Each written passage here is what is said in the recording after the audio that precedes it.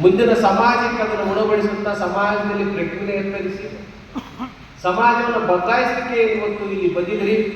ತಮ್ಮೆಲ್ಲರಲ್ಲಿ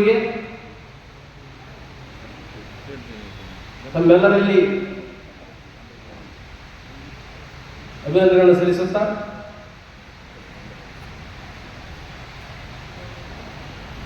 ನಡೆ ನುಡಿ ಸಿದ್ಧಾಂತವಾದಲ್ಲಿ ಕುಲ ವಲಯ ಸೂತಕವಿಲ್ಲ. ನುಡಿ ಲೇಸು ನಡೆ ಅಧಮವಾದಲ್ಲಿ ಅದೇ ಬಿಡುಗಡೆ ಇಲ್ಲದ ಹೊಲೆ. ಶರಣರು ಸಂತ ಮಹಾತ್ಮರು ಈ ನಾಡಿನಲ್ಲಿ ಅನೇಕ ವೈಚಾರಿಕತೆಯ ಪ್ರಜ್ಞೆಯ ನಮ್ಮ ಚಿಂತನೆಯ ನೆಲೆಯನ್ನು ವಿಸ್ತರಿಸಿ ಹೋಗಿದ್ದಾರೆ. ಅಂತ ಮಹಾನೀಯರನ್ನ ಇವತ್ತು ನಾವು ನೆನಪಡಿಕೊಳ್ತಾ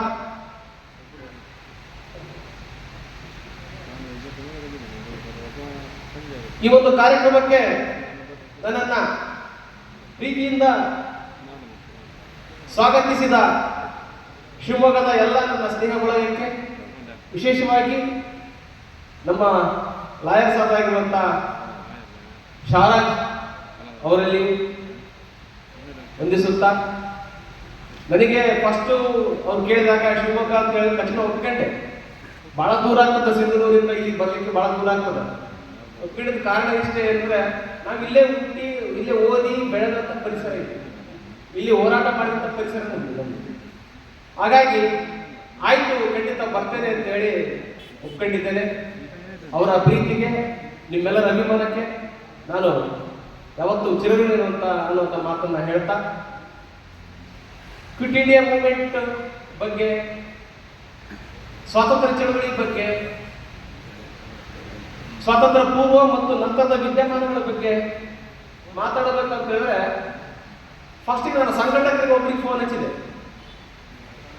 ಸರ್, ಇದು ಸ್ವಾತಂತ್ರ್ಯ ಪೂರ್ವ ಅಂತ ಹೇಳಿದ್ರೆ ಅದು ಬಹಳ ಪೂರ್ವ, 1947ಕ್ಕಿಂತ ಹಿಂದೆ ಏನಿದೆಲ್ಲ ಸ್ವಾತಂತ್ರ್ಯ ಪೂರ್ವನೇ. ಅದು ಎಷ್ಟು ವರ್ಷ ಇದೆ ಅಂದರೆ ಅದು ತುಂಬ ವರ್ಷ ಇದೆ. ನಂತರ ಬೇಕಾದ್ರೆ ಈಗ ಒಂದು 47ರಿಂದ 2025ರವರೆಗೆ ಎಷ್ಟಿದೆ ಅಂತ ಹೇಳಿ ಲಿಮಿಟ್ ಇದೆ, ಇದು ಹೇಳ್ಬೋದು ಅಂತ ಕೇಳಿದೆ ನಾನು ಅವರಿಗೆ. ಇಲ್ಲ ಸರ್, ಅಷ್ಟು ಮಾತಾಡೋದನ್ನು ಬೇಡ, ಶಾರ್ಟ್ ಮಾಡಿ ಕೆಲವು ವಿಷಯಗಳನ್ನು ನಮ್ಮ ಜನರಿಗೆ ತಲುಪಿಸಬೇಕಾಗಿದೆ ಅನ್ನುವಂಥ ಮಾತನ್ನು ಸಂಘಟಕರು ಹೇಳಿದರು. ಅದಕ್ಕೆ ನಾನು ನನ್ನ ಸಮಯ ಮಿತಿ ಒಂದು ಮುಖ್ಯವಾಗಿ ನಾವು ಉಪನ್ಯಾಸಕರು 1 ಗಂಟೆ ಇತ್ತು ನಮ್ಮ ಪಿರಿಯಡ್. ಆದರೆ 1 ಗಂಟೆ ವಿಷಯ ಮತ್ತು 1 ಗಂಟೆಯ ಪ್ರೆಸೆಂಟೇಷನ್ನಲ್ಲಿ ಇಲ್ಲಿ ಎಷ್ಟು ನಿಮಿಷ ಇದೆ ಅಂತೇಳಿ ಒಂದು ಚೌಕಟ್ಟು ಆಗಿಬಿಟ್ಟಿದೆ. ಆ ಪ್ರಕಾರ ನಾನು ಹೋಗ್ಬೋದು, ಒಂದು ಅರ್ಧ ಗಂಟೆ ಆಗ್ಬೋದಾ? ಆಯ್ತು, ಸ್ವಲ್ಪ ಹೆಚ್ಚಿಗೆ ಟೈಮ್ ಕೊಟ್ಟಿದ್ದಾರೆ, ಒಳ್ಳೆಯದು. ಬಂಧುಗಳೇ, ನಾವೆಲ್ಲರೂ ಯಾಕೆ ಇತಿಹಾಸವನ್ನು ತಿಳ್ಕೊಳ್ಬೇಕು, ಯಾಕೆ ಚರಿತ್ರೆಯನ್ನ ಓದಬೇಕು ಮತ್ತು ನಮ್ಮ ಜೀವನಕ್ಕೆ ಅದು ಎಷ್ಟು ಮುಖ್ಯ ಆಗುವಂಥ ವಿಷಯದ ಬಗ್ಗೆ ವಿಚಾರ ಮಾಡಿದ್ರೆ, ಇವತ್ತೇನು ನಮ್ಮ ಜೀವನ ಇದೆಯಲ್ಲ, ಈ ಜೀವನದ ಬೇರುಗಳೆಲ್ಲವೂ ಚರಿತ್ರೆಯಲ್ಲೇ ಇದ್ದಾವೆ. ಇವತ್ತು ನಮ್ಮ ಸಾಮಾಜಿಕ ಜೀವನ, ನಮ್ಮ ರಾಜಕೀಯ ಜೀವನ, ನಮ್ಮ ಆರ್ಥಿಕ ಜೀವನ, ನಮ್ಮ ಸಾಂಸ್ಕೃತಿಕ ಜೀವನ, ನಮ್ಮ ಭಾಷೆ, ನುಡಿ, ಪ್ರತಿಯೊಂದು ಎಲ್ಲ ಬೇರುಗಳು ಇವತ್ತೇ ಕಂಡುಹಿಡಿದಲ್ಲ ಯಾವುವು, ಇವೆಲ್ಲ ಬೇರುಗಳು ಚರಿತ್ರೆಯಲ್ಲಿದ್ದಾವೆ. ಮತ್ತು ಇವತ್ತು ಒಳ್ಳೆಯದಾಗಿರೋದು ಚರಿತ್ರೆಯ ಫಲ, ನಾಗರಿಕತೆ ಬೆಳೆದಿರೋ ಚರಿತ್ರೆಯ ಫಲ. ನಮಗೆ ದುಃಖ ಇದ್ರೆ ಅದು ಚರಿತ್ರೆಯ ಕೊಟ್ಟಿರುವಂಥ ಕಾಣಿಕೆ ಅಂತ ಹೇಳಿ ನಾವು ನೋಡ್ಬೇಕಾಗ್ತದೆ. ಅದ್ರ ಜೊತೆಗೆ ಇನ್ನೂ ಒಂದು ಗಂಭೀರವಾದ ಚರಿತ್ರೆಯ ದೋಷಗಳಿದೆ. ಏನಂತ ಹೇಳಿದ್ರೆ, ಶಾಲಾಜಿ ಅವರು ತಮ್ಮ ಮಾತಿನಲ್ಲಿ ಹೇಳಿದರು, ಚರಿತ್ರೆಯನ್ನ ಇವತ್ತು ತಿರುಗಿಸುವ, ಚರಿತ್ರೆಯನ್ನ ಬದಲು ಮಾಡುವ, ತಪ್ಪಾಗಿ ನೆರೇಷನ್ ಮಾಡುವ, ಇಂಟರ್ಪ್ರಿಟ್ ಮಾಡುವ ಕೆಲವು ಸಂಶೋಧನೆ ಅಲ್ಲದ ತಮ್ಮ ರಾಜಕೀಯದ ಭಾಗವಾಗಿ ತಮ್ಮ ಮೂಗಿನ ನೇರಕ್ಕೆ ತಮಗೆ ಯಾವ ರೀತಿ ತಮ್ಮ ಬೇಳೆ ಬೀಸಲಿಕ್ಕೆ ಸಾಧ್ಯತೆಯೋ ಅಷ್ಟು ಮಟ್ಟಿಗೆ ಚರಿತ್ರೆಯ ವಿರೂಪಗೊಳಿಸಲಾಗಿದೆ, ವಿಕೃತಗೊಳಿಸಲಾಗಿದೆ, ತಿರುಚಲಾಗಿದೆ ಮತ್ತು ಅದನ್ನು ಸಂಪೂರ್ಣವಾಗಿ ಹಾಳು ಮಾಡಲಾಗಿದೆ. ನಿಜಕ್ಕೂ ಇದು ಖಂಡನೀಯ ಮತ್ತು ಖೇದಕರ. ಯಾವ ವಾಟ್ಸಪ್ ಯೂನಿವರ್ಸಿಟಿಗಳಲ್ಲಿ ದಿನನಿತ್ಯ ವಾಟ್ಸಪ್ ಅಲ್ಲಿ, ಫೇಸ್ಬುಕ್ ಅಲ್ಲಿ, ನಾವು ಸೋಷಿಯಲ್ ಮೀಡಿಯಾದಲ್ಲಿ ನೋಡ್ತಾ ಇದ್ದೀವಿ. ಹೆಚ್ಚಿನದು ಚರಿತ್ರೆಯ ಯಾವುದೇ ಮೂಲ ವಿಷಯಕ್ಕೆ ಹೋಗುವಂತ ಪ್ರಸಕ್ತವೇ ಇಲ್ಲ. ಎಲ್ಲವೂ ಕೂಡ ಸ್ವಾರ್ಥದ ಮತ್ತು ಜಿಡ್ಡಿನ ಈ ದೇಶದ ಆಳುವ ವರ್ಗದ ಒಂದು ಪಕ್ಷಪಾತಿಯಾಗಿ ಒಂದು ಇತಿಹಾಸವನ್ನು ಇವತ್ತು ಎಲ್ಲ ಕಡೆಗೆ ಬಿಡ್ತಾ ಇದ್ದಾರೆ. ನಮ್ಮ ದೇಶದ ಜನರಿಗೆ ಕನ್ಫ್ಯೂಸ್. ದಿನಕ್ಕೂ 100 ಮಾಹಿತಿ ಬರ್ತಾವೆ, 100,000 ಮಾಹಿತಿ ಬರ್ತಾವೆ. ಒಂದು ಧರ್ಮಸ್ಥಳದ ವಿಷಯ ತೆಗೆದ್ರೆ ಒಂದು 100 ಮಾಹಿತಿ ಬರ್ತವೆ. ಜನರಿಗೆ ಕನ್ಫ್ಯೂಸ್ ಆಗುತ್ತೆ, ಯಾವ್ದು ಸರಿನೋ ಯಾವ್ದು ತಪ್ಪು ಅಂತ. ಅಷ್ಟರ ಮಟ್ಟಿಗೆ ಚರಿತ್ರೆಯನ್ನು ಕೂಡ ಕನ್ಫ್ಯೂಸ್ ಮಾಡಿಟ್ಟಿದ್ದಾರೆ. ಚರಿತ್ರೆಯನ್ನು ಕೂಡ ಕನ್ಫ್ಯೂಸ್ ಮಾಡಿಟ್ಟಿದ್ದಾರೆ. ಹಾಗಂತ ನಾವು ನೈಜವಾದ ಚರಿತ್ರೆಯನ್ನು ಓದದೆ, ನೈಜವಾದ ಇತಿಹಾಸವನ್ನು ತಿಳ್ಕೊಳ್ಳದೆ ಇದ್ರೆ ಅಪಚಾರ ಆಗ್ತದೆ ಅನ್ನುವಂತ ವಿಷಯವನ್ನ ನಾನು ಫಸ್ಟಿಗೆ ಮೊಟ್ಟಮೊದಲಾಗಿ ಪ್ರಸ್ತಾವ ಮಾಡಲಿಕ್ಕೆ ಇಷ್ಟಪಡ್ತೇನೆ. ಮತ್ತೆ ಎರಡನೇದು, ಚರಿತ್ರೆಯನ್ನು ಹೇಗೆ ನೋಡ್ಬೇಕು ನಾವು ಅನ್ನೋದು ಬಹಳ ಮುಖ್ಯವಾದ ಅಂಶ ಇದೆ. ಯಾಕಂತಂದ್ರೆ ನಿಷ್ಪಕ್ಷಪಾತವಾಗಿರ್ಬೇಕು ಅಂತೇಳಿ ಬಹಳ ಜನ ಇತಿಹಾಸಕಾರರು ಮಾತಾಡ್ತಾರೆ. ಇತಿಹಾಸ ಓದುವಂತಾಗ ನಿಷ್ಪಕ್ಷಪಾತವಾಗಿರ್ಬೇಕು, ಬಹಳ ಏನ್ ಮಾಡ್ಬೇಕು, ಯಾವ ಪರವಾಗಿಯೂ ಇರಬಾರದು ಅನ್ನುವಂತ ನಿಲುವುಗಳಿಗೆ ಕೆಲವು ಇತಿಹಾಸಕಾರರು ಬರ್ತಾರೆ, ಕೆಲವು ಚಿಂತಕರು ಬರ್ತಾರೆ, ಮತ್ತು ವಾಟ್ಸಪ್ ಯೂನಿವರ್ಸಿಟಿ ಅವರಂತವರು ಒಂದ್ ಸೈಡ್ ಇದ್ದಾರೆ. ಅದು ನಾನು ಹೇಳ್ತೀನಿ ಇವತ್ತು ನನ್ನ ಪ್ರೆಸೆಂಟೇಷನ್ ಅಲ್ಲಿ ಬಹಳ ಮುಖ್ಯವಾಗಿ ಹೇಳ್ಬೇಕಾದಂತ ಒಂದು ಅಂಶ ಏನಂತ ಹೇಳಿದ್ರೆ, ನಾನು ನಿಷ್ಪಕ್ಷಪಾತಿ ಅಲ್ಲ, ನಾನು ಪಕ್ಷಪಾತಿ.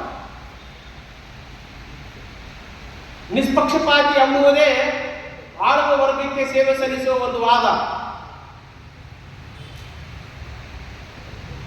ತಮಗೆ ಹೆಂಗ ಬೇಕಂಗ ತಿರುಗಿಸುವುದೇ ನಿಷ್ಪಕ್ಷಪಾತಿ ಅಂತೇಳಿ ಇವತ್ತು ಅರ್ಥ ಪಡ್ಕೊಂಡಿದೆ.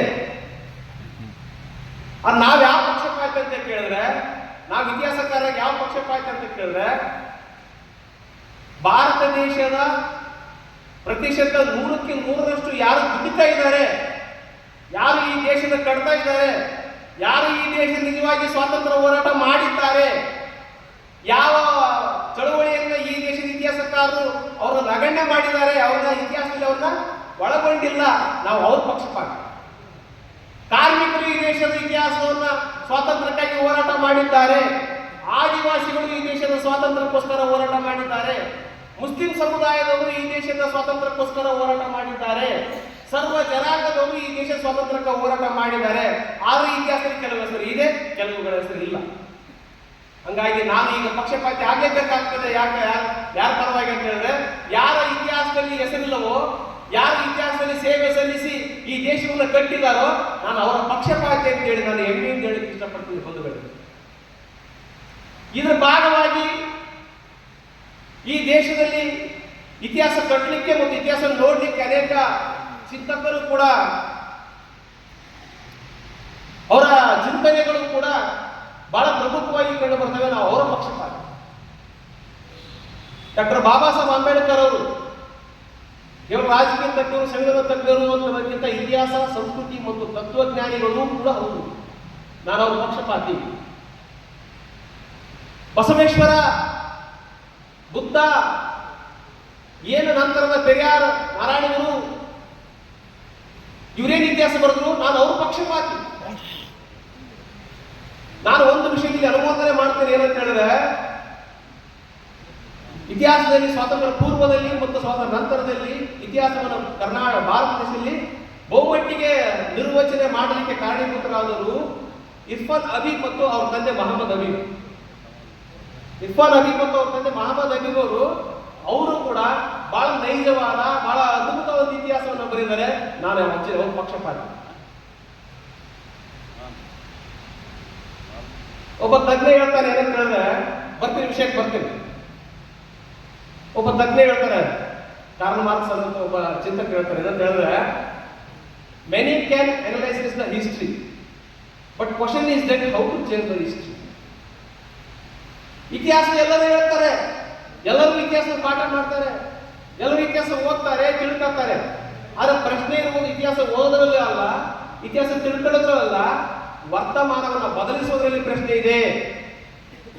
ನಮ್ಮ ದುಃಖಕ್ಕೆ ಕಾರಣ ಏನು, ನಮ್ಮ ಸಂಕಟಗಳೇನು, ನಮ್ಮ ಆಶೋತ್ತರಗಳೇನು, ನಮ್ಮ ರಾಜಕೀಯ ಪ್ರಾತಿನಿಧ್ಯತೆ ಏನು, ನಮ್ಮ ಸ್ವಾತಂತ್ರ್ಯ ಏನು, ನಮ್ಮ ಸಮಾನತೆ ಏನು, ನಮ್ಮ ಸಹೋದರತ್ವ ಏನು, ಇದಕ್ಕೆ ಬಂದಿರುವಂತಹ ಧಕ್ಕೆ ಎಲ್ಲಿ ಬಂದಿದೆ, ಇದನ್ನು ಬದಲಾಯಿಸುವ ನಿಜವಾದ ಇತಿಹಾಸದ ಅಧ್ಯಯನ ಅಡಗಿದೆ ಅನ್ನುವಂಥದ್ದು ನನ್ನ ತಾತ್ಪರ್ಯ. ದಯಮಾಡಿ ಅರ್ಥ ಮಾಡ್ಕೊಳ್ಬೇಕು.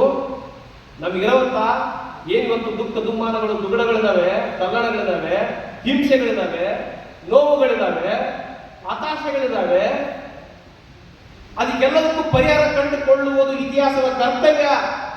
ಅದರ ಭಾಗವಾಗಿ ಇತಿಹಾಸವನ್ನು ಓದಬೇಕು ಮತ್ತು ಅದರ ಭಾಗವಾಗಿ ವರ್ತಮಾನವನ್ನು ಬದಲಿಸಬೇಕು ಅನ್ನುವಂಥ ನಿಲುವಿನಿಂದ ನಾನು ಇತಿಹಾಸವನ್ನ ಹೇಳುಗ, ಇತಿಹಾಸವನ್ನು ಕೇಳುಗ ಮತ್ತು ಇತಿಹಾಸವನ್ನು ಓದುಗ ಆಗಿದ್ದೇನೆ ಅನ್ನುವಂಥ ಮಾತನ್ನ ಇಲ್ಲಿ ಸ್ಪಷ್ಟಪಡಿಸಲಿಕ್ಕೆ ಇಷ್ಟಪಡ್ತೀನಿ ಅನ್ನುವಂಥ ಒಂದು